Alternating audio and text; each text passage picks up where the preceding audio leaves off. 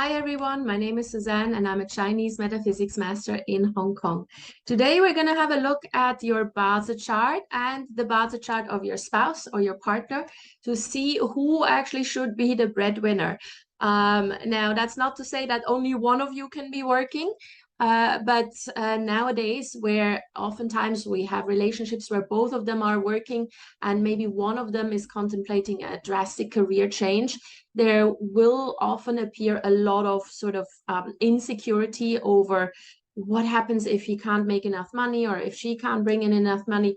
So when we have a situation like this, it's really helpful to look at both people's Vata chart to see who is actually more stable, who doesn't need to worry about bringing in the money, and who is more reliable in terms of becoming a breadwinner of the family. Now, you need to have two Vata charts for that. You go to this link. I'll also post this link in the description of the video. And so you will look at both charts side by side. So maybe your chart and the chart of your partner. We look at the 10 profiles, which are found right at the bottom right of the second page of your Bazi chart. So scroll all the way down and you will see these charts. Now, we are only concerned with the natal distribution here, yeah, on both sides. We don't look at the annual one because this is too short term, and obviously you want to look at something that is more stable, more steady, right? So just look at the natal distribution here. Now, the first thing you're probably concerned with is career stability. Who of you is likely to have the most stable career?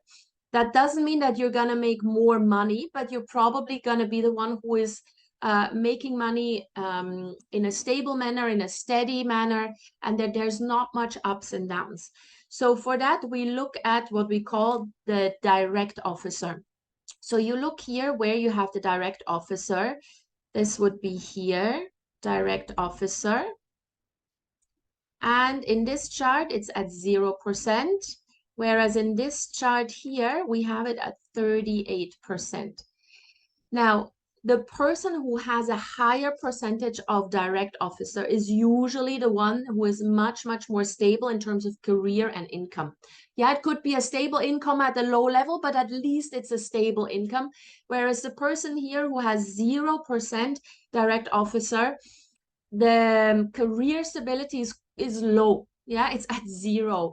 Now, it doesn't mean that you don't have any career, but there are a lot of fluctuation in your career. And if you're looking for someone to make sure that money is steadily coming in, then you would decide that the person who has the higher direct officer percentage is the one who should be the breadwinner. Yeah.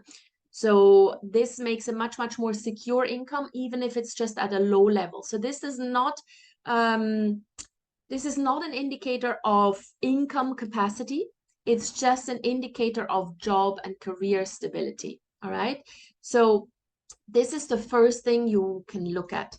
Now, as a second criteria, you can look at the earning capacity or the income capacity. Yeah. So how much is a person actually able to earn?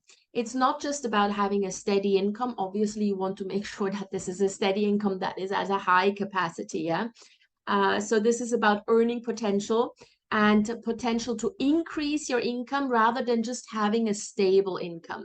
So you can again check this very easily by comparing the two charts. And there you look at who has a higher percentage of direct wealth. Now, when we look at this chart here, direct wealth, again, here is at 0%. Yeah, and in this second chart, also 0%. So neither of them has a high earning capacity. Yeah, it's there's no real ability to increase your earnings. Now, that doesn't mean that you can never earn a lot of money. It may be just like pure luck, or you may have to put in much, much more effort.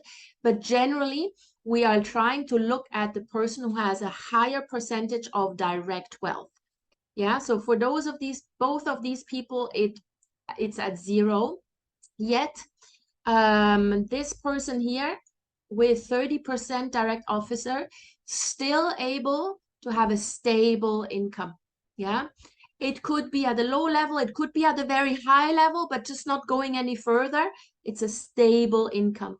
So when it comes to earning capacity and job stability or career stability, this chart here is definitely better, right? Now, the next thing we look at is what we call generosity. Now, generosity is needed because the person who is a better breadwinner is the one who actually likes to hand his money over to the family, to the household, so that you can buy stuff. Yeah, if you are in a relationship with someone who keeps all the money to himself or herself instead of giving it to the family and providing appropriately for the family, then that's obviously not a great breadwinner.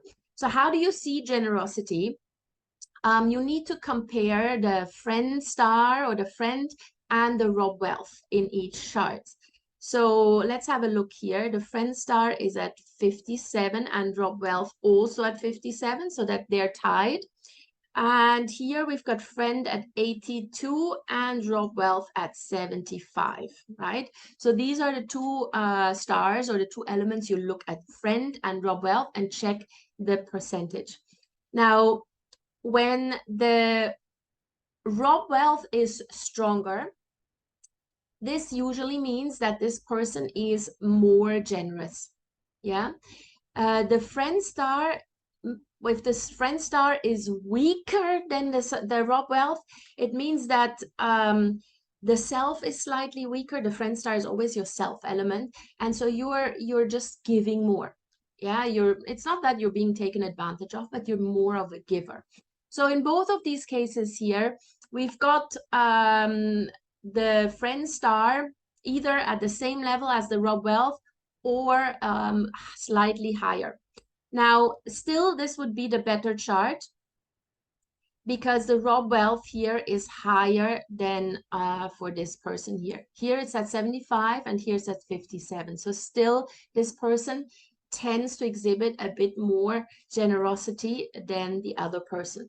So in charts like this, usually the one with the higher Rob wealth is more generous, is more giving, is more willing to provide for the family.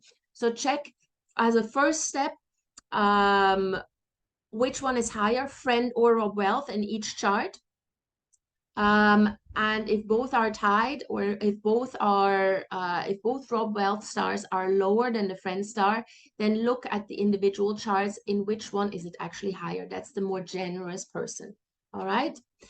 So, and then lastly, we also look at who is more ambitious, because if you have ambition, you're usually directing that ambition to earning more. So maybe you don't have the highest earning capacity, and maybe you don't have the highest job security or career stability, but if you are ambitious enough, you can still make it happen. So here, when it comes to ambition, we actually move up in the chart. So you look at the top part of your chart, and we take a look at the natal chart of the two people. So the natal chart here. Take a look at the natal chart, and we are only concerned with this pillar here. This is the hour pillar. Yeah, the hour pillar here. So the rest of the natal chart, we are not really so concerned with, just these two. Now check in these two charts or in these two pillars for Rob wealth, which is RW, or direct wealth, which is DW. This is what you need to look out for. Now let's have a look at this chart here. There's only HO, which is hurting officer. And here in the hidden stem, also just hurting officer. So this definitely is not someone with super high ambitions. And if we look at the other chart on the right, here again, we have HO, hurting officer, EG, eating God. There we've got a direct wealth and then a 7K, 7 killings. So again, this chart is better. This is the chart of someone who has much, much higher ambitions. So overall, the chart on the right is better is the one of the person who should be considered the breadwinner and should be striving to be the breadwinner of the family. The other one is slightly handicapped. Doesn't mean that you can't contribute, even to a large extent, but the chart on the right here is the better chart and indicates a better suitable to become the breadwinner of the family. Now, this raw wealth and direct wealth element can show up either here at the top or anywhere here in the smaller stems, the hidden stems, doesn't matter. Look where it appears. If it appears, then you definitely have this drive. Yeah, you have a direction in life. You want to get somewhere. You have a goal, you have an objective, and you ambitiously try to get to that. So it could be you have something in life that propels you forward, yeah, rather than being held back. All right. So this is a very, very simple analysis as to who should be the breadwinner of the family, or who's more suitable as the breadwinner, simply because they may have a higher income capacity, more ambition, they're more generous, whatever it is. Check how that works out in your relationship, and then you can make better decisions as far as career and family goes. All right. I hope this helped you guys. And as always, if you have any questions, any comments, please put them in the comment section below. I'll be happy to read through them and answer them. If you have more personal questions or you would like to have a personal reading with me, you can always contact me directly. My email address is in the description to this video. And as always, I'd really encourage you to like the video, share the video, put it out there so that people know that this channel exists, and please subscribe and hit the notification bell so that you're always up to date with a new video. All right, see you guys soon.